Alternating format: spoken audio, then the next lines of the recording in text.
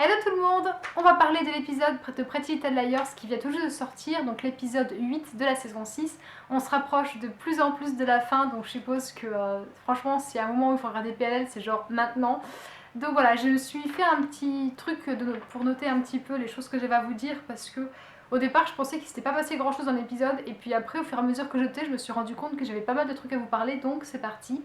En gros, bref récapitulatif, qu'est-ce qui s'est passé? Pas grand chose, hormis le fait que Aria en fait elle fait partie des finalistes pour le concours de photographe.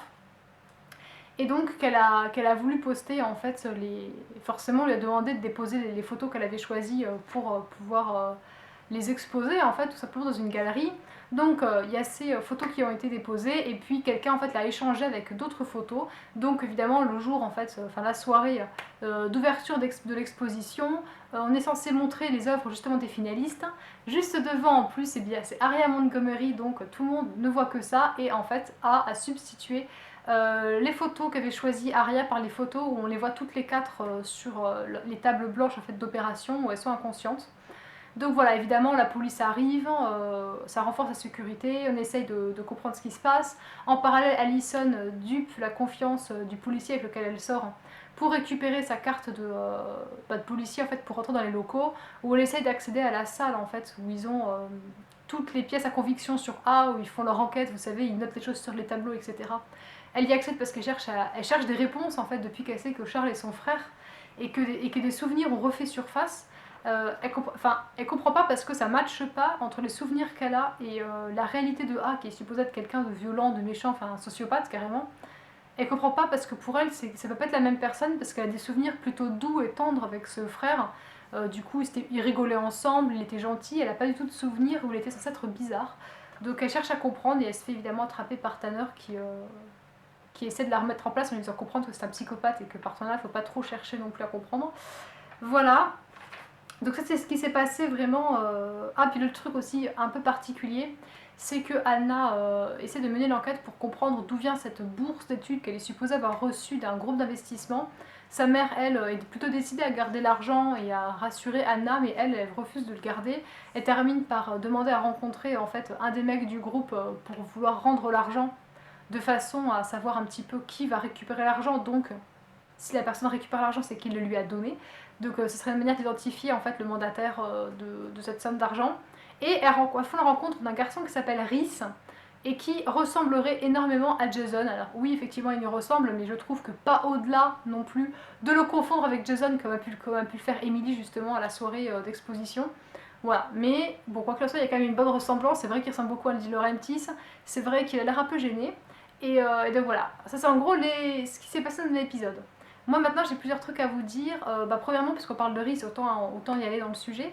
Je trouve qu'ils se sont énormément inspirés de Christian Grey pour ce personnage, non vous trouvez pas? Vous trouvez pas qu'il a un peu cette posture un peu dominante et gênante où on sait pas trop quoi dire, on sait pas trop quoi faire et il a réponse à tout, il a son petit sourire, enfin voilà, pour moi j'ai vraiment eu le clin d'œil de Christian Grey dans cet épisode avec cet acteur là. Je trouvais qu'ils ont dû s'inspirer du film en fait pour donc de 50 nuances de Grey pour je trouve faire ce rôle là. Enfin personnellement je trouve qu'il y avait une ressemblance.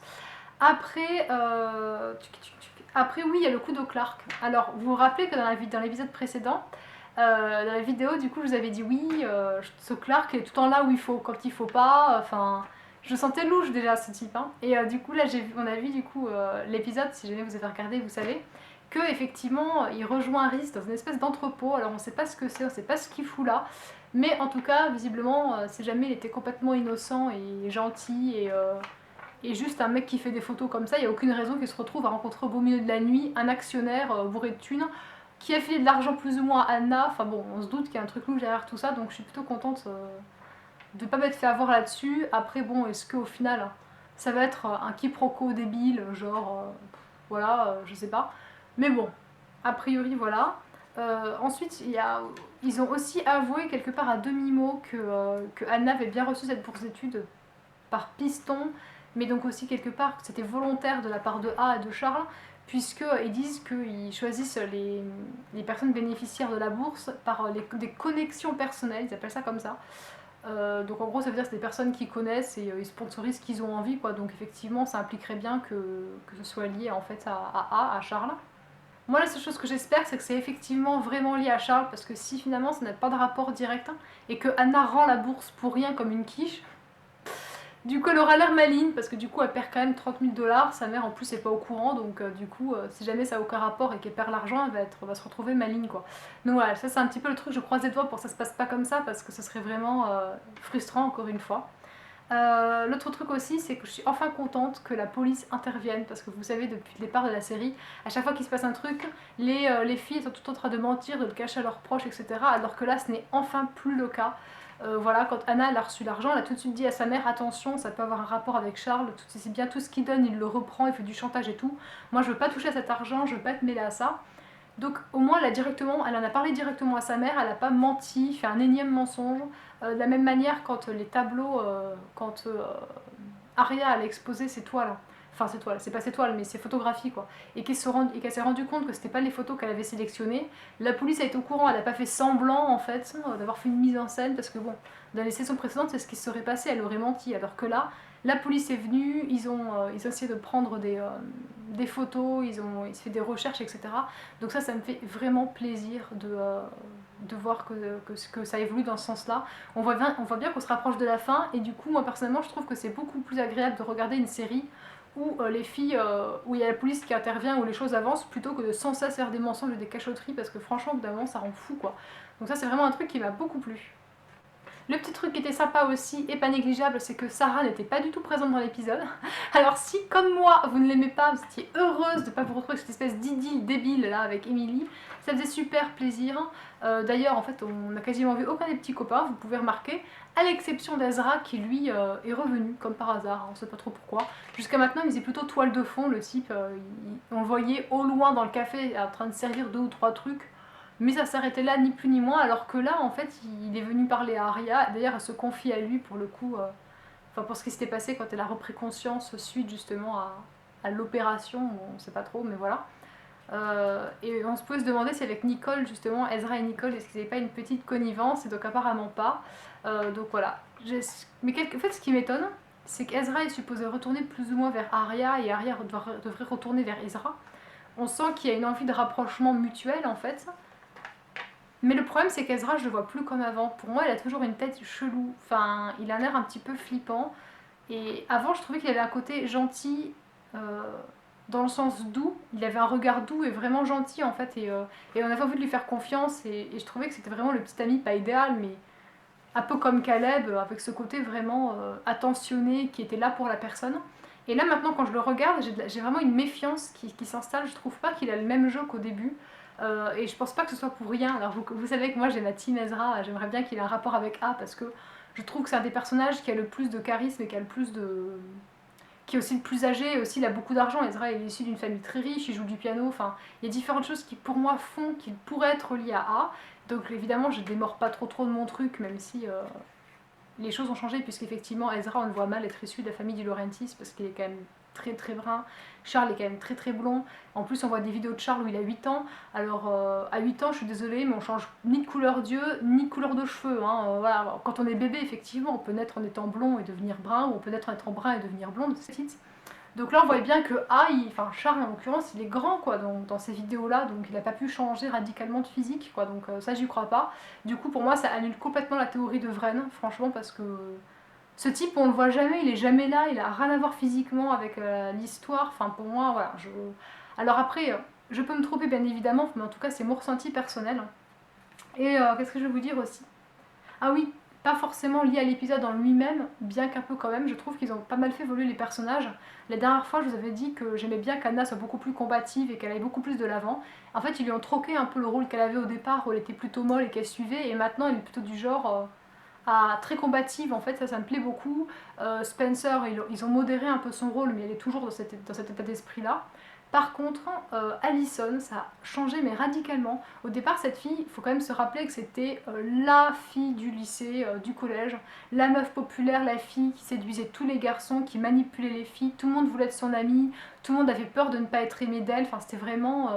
c'était un gros morceau, quoi. Je veux dire, la fille, C'était vraiment une manipulatrice, elle était hyper séduisante, elle avait qui elle voulait, elle prenait tout le monde de haut, elle avait un petit sourire en coin pour tout. Et maintenant elle voit un mec là, donc le policier, elle lui fait de la soupe et elle fait sa lessive et elle plie son linge. Genre WTF quoi, que lui est-il arrivé? Donc voilà, il faut vraiment évoluer les personnages et je trouve qu'Alison, donc c'est normal puisqu'elle était censée être un peu très manipulatrice, donc avec un côté méchante aussi, avec ce côté vraiment à, à avoir l'ascendant sur les gens et à les prendre de haut et tout ça. Donc je trouve ça normal qu'il la banalise et qu'il la rende plus douce, entre guillemets, parce qu'au final, elle a trahi sa confiance, mais c'était pas volontaire. Enfin, elle lui a pas fait de la soupe et elle n'a pas fait son linge en attendant qu'il s'endorme juste pour lui piquer sa carte, c'est pas vrai. Elle a fait ça, puis quand elle s'apprêtait à partir, elle a vu la carte, la curiosité a pris le dessus et elle l'a prise, mais bon.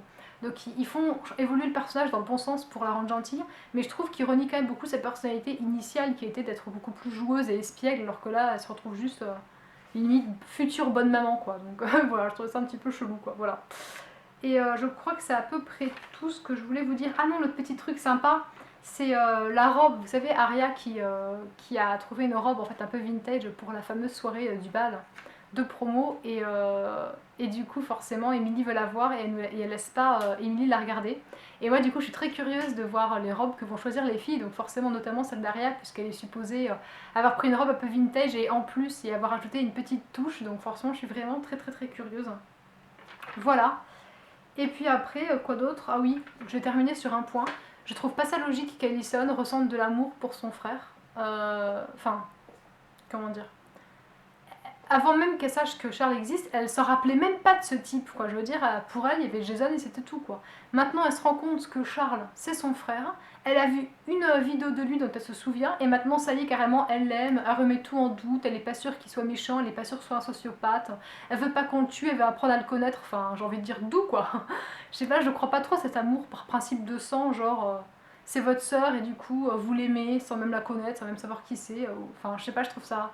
Surtout qu'en plus, c'est pas n'importe quel frère, genre qu'elle retrouverait 10 ans plus tard, quoi. Non, c'est un sociopathe qui a déjà tué des gens, qui a probablement tué sa mère, qui a tué sûrement Bethany Young, qui a enrôlé Mona, qui a essayé de tuer je sais pas qui. Enfin, je veux dire, il a enfermé ses meilleurs amis dans une maison de poupées où il les a à moitié torturés psychologiquement. Enfin, ce mec, il a un problème, quoi.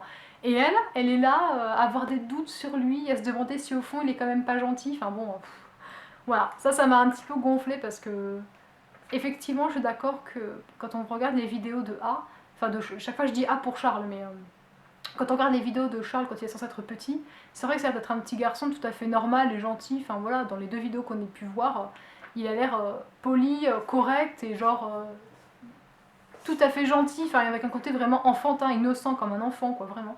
Et donc c'est vrai qu'on a du mal à s'imaginer que ça puisse correspondre au Charles qui fait toutes ces atrocités quoi. Mais bon, le fait est que c'est comme ça, donc il y a un moment je trouve que les actes récents sont peut-être plus importants que ce qu'elle croit se souvenir de genre il y a 20 ans, enfin bon voilà. Voilà ce que j'avais à dire, je pense que c'est tout, je relis au cas où. Non voilà. Et effectivement si quand même une dernière chose, en tout cas ce qui est clair c'est que par rapport à Charles, en tout cas ah oui, ils sont forcément, d'ailleurs vous avez vu, c'est parce que je regarde mon kimono que j'y pense, effectivement il y a le retour de Redcoat, ça y est, où il appelle la veuve noire, je sais pas comment ils veulent l'appeler, mais bon, il y a le retour, mais en tout cas j'ai vraiment l'impression que du coup forcément ils sont deux. Il y avait du coup Charles, joyeux anniversaire, ton allié, donc en tout cas ce qui est clair c'est que son allié c'est une fille, parce que Redcoat a priori c'est pas un mec qui se balade comme ça, en mode chapeau rouge quoi, et en plus on avait déjà vu une photo de A où il avait des seins. Donc voilà, moi ce que je pense qu'effectivement c'est qu'ils sont deux, il y a une fille, un garçon. La question c'est qui peut bien être la fille, parce que moi je pensais que quelque part Charles, ce serait un mec qui peut éventuellement ressembler à Jason et à Allison. Et du coup, l'allié, moi je m'étais dit ce serait Ezra. Ce serait parfait parce que ça collerait au fait que moi j'avais envie qu'Ezra ait une part là-dedans, quoi. Sauf que du coup, si c'est une fille, je sais pas, ça change un peu tout, quoi. Alors d'un côté, Charles, c'est peut-être aussi un demi-frère. Donc peut-être que si c'est le fils, tu vois, je sais pas moi, de la mère, Di Laurentiis, et d'un autre mec, peut-être que du coup c'est pour ça qu'il est brun, qu'il a les yeux très bleus et qu'il ressemble pas plus que ça aux autres et que ça pourrait éventuellement être Ezra, mais bon, on est d'accord que c'est pas trop probant quand même.